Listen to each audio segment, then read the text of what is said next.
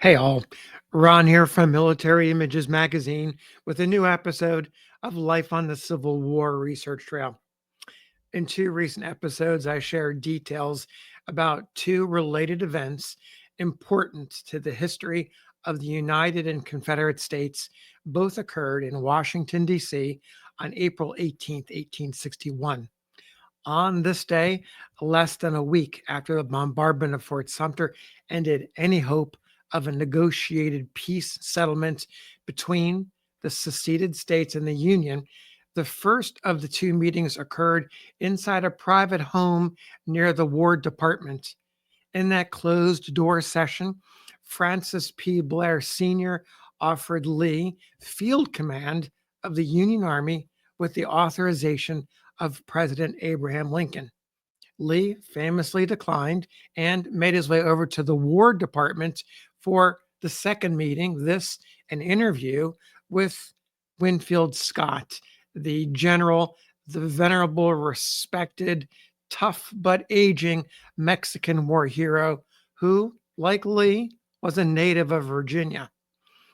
It is fitting that historians look at the Lee Blair and Lee Scott meetings and how they're discussed, because the importance of those meetings, particularly the one with Blair that resulted in Lee declining the offer, had such an impact on the 4 years that followed, which cost so much in blood and treasure before the Union was restored, before 4 million enslaved people gained their freedom, and before the economies of the southern states were so devastated that it took upwards of a century to recover the losses. Those developments on April 18th, 1861, caused me to wonder how the news of Robert E. Lee's resignation from the United States Army and his acceptance as a major general of Virginia's Army and Navy was received. Well, I didn't have too far to look. The Richmond Daily Whig provided a unique glimpse in its Thursday morning, April 25th, 1861 issue. A page one story recounts the reception that now Virginia Major General Lee received in Richmond in the capital on Tuesday, April 23rd, just a day after his nomination as a major general was approved by the Virginia Secession Convention. A group of delegates assembled beginning on February 3rd, and they voted twice on the question of whether or not Virginia should leave the Union. The first vote on April 4th failed by a margin of 90 to 45. The second vote, 13 days later, on April 17th, during that intervening time, Fort Sumter occurred. This time, the second vote succeeded in secession by a vote of 88 to 55, literally a flip. Lee resigned, of course, on the 18th and arrived in Richmond to formally acknowledge and receive his commission as Major General. I want to share the Whig's account of Lee's reception at the Richmond Capitol building by the delegates to the Virginia Convention.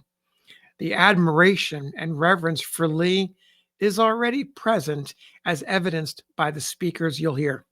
Among the names are John Janney, the presiding officer who helped draft a state bill back in 1831 to abolish slavery, and then he himself purchased slaves, and that act ended his connection with the Quaker faith that he had been part of all of his life. Also mentioned is Matthew Fontaine Maury, someone who you students of the Civil War may know. He also resigned to join his home state, and he was well known as a naval officer in the United States, particularly celebrated for his work as an oceanographer. Also present, the Confederacy's new vice president, Alexander Stephens, and Marmaduke Johnson, a future Confederate general who, as the head of the military committee of the convention, escorted Lee into the chambers. And finally, there are a few other delegates who are also involved in the proceedings that are mentioned.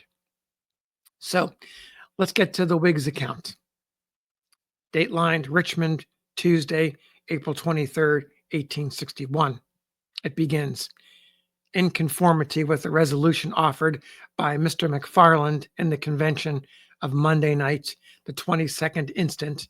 Colonel Robert E. Lee, late of the United States Army, was formally received by the convention on yesterday, and the unanimous confirmation of his appointment to the office of Major General of the Military and Naval Forces of Virginia, made known to him by John Janney, Esquire, President of the Convention, in behalf of that assembly.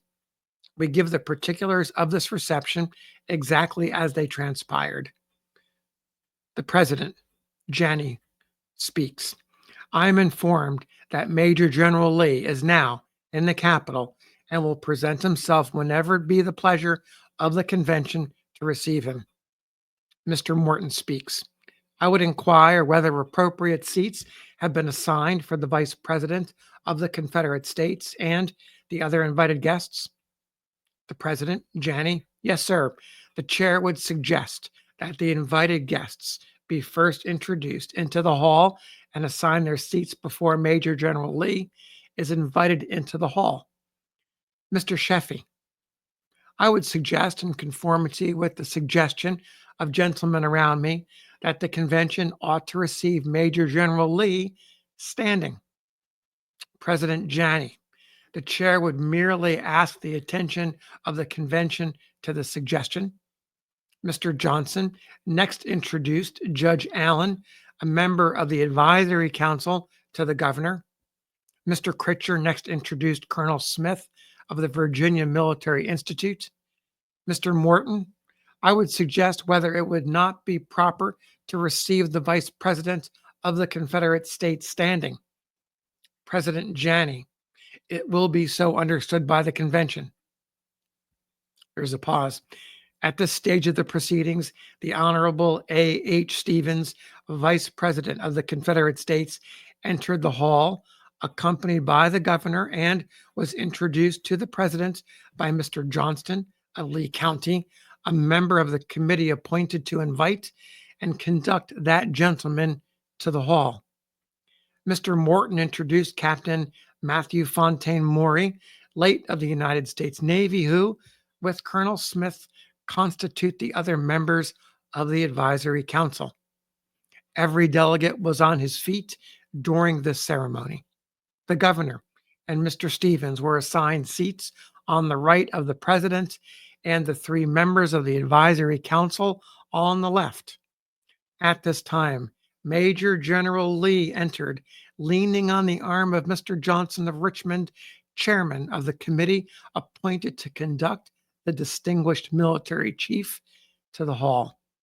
As they reached the main aisle, Mr. Johnson said, Mr. President, I have the honor to present to you and to the convention Major General Lee. President Janney, Major General Lee, in the name of the people of your native states here represented, I bid you a cordial and heartfelt welcome to this hall, in which we may almost yet hear the echo of the voices of the statesmen, the soldiers, and the sages of bygone days who have borne your name and whose blood now flows in your veins. We met in the month of February last, charged with the solemn duty of protecting the rights, the honor, and the interests of the people of this Commonwealth.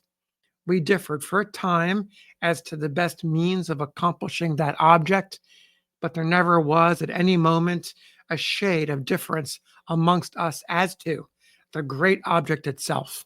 And now, Virginia, having taken her position as far as the power of this convention extends, we stand animated by one impulse, governed by one desire and one determination, and that is that she shall be defended and that no spot of her soil shall be polluted by the foot of an invader. When the necessity became apparent of having a leader for our forces, all hearts and all eyes by the impulse of an instant, which is a surer guide than reason itself, turned to the old county of Westmoreland. We knew how prolific she had been in other days of heroes and statesmen. We knew she had given birth to the father of his country, George Washington, to Richard Henry Lee, to Monroe, and last, though not least, to your own gallant father. And we knew well, by your own deeds, that her productive power was not yet exhausted. Sir, we have, by this unanimous vote, expressed our convictions that you are, at this day, among the living citizens of Virginia, first in war.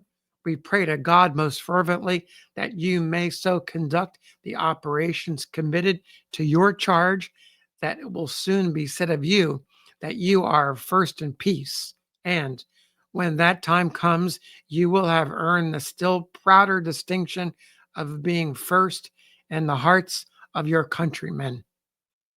I will close with one more remark. When the father of his country made his last will and testament, he gave his swords to his favorite nephews with an injunction that they should never be drawn from their scabbards except in self defense or in defense of the rights and liberties of their country, and that, if drawn for the latter purpose, they should fall with them in their hands rather than relinquish them.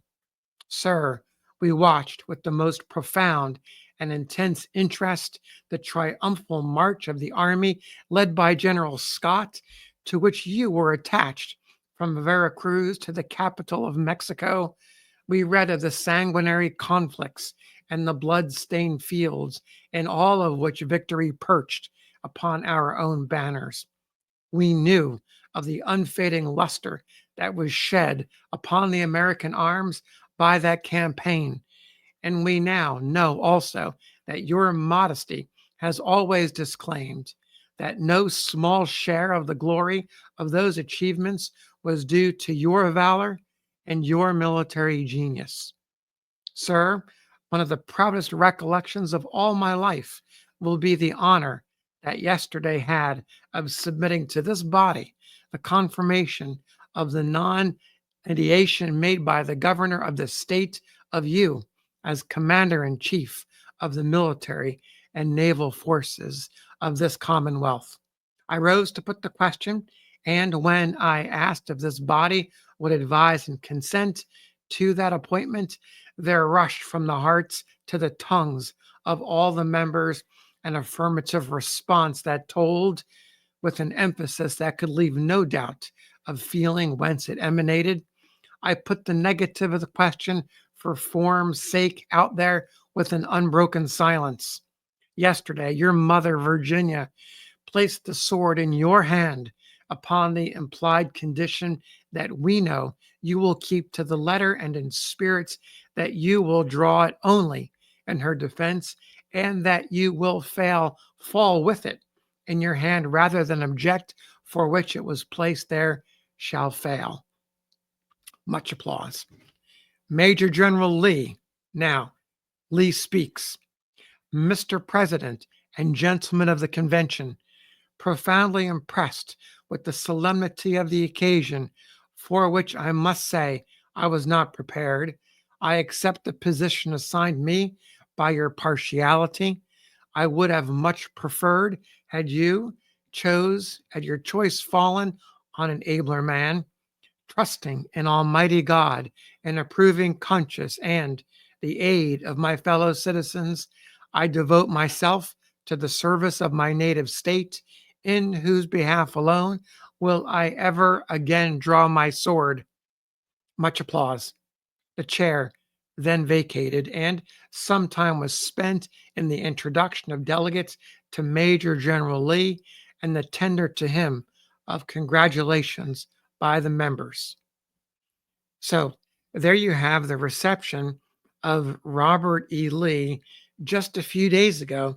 He was a colonel in the United States Army and now Major General of the Virginia Army and Navy, being received by all the delegates who had just voted Virginia out of the Union, and the new vice president of the Confederacy, Alexander H. Stephens. As you can tell by the commentary, he is already revered, much revered in Virginia, and of course, as the war unfolds, and of course, after the war, he becomes as revered as ever he had been before, it seems, at least according to this article in the Richmond Whig.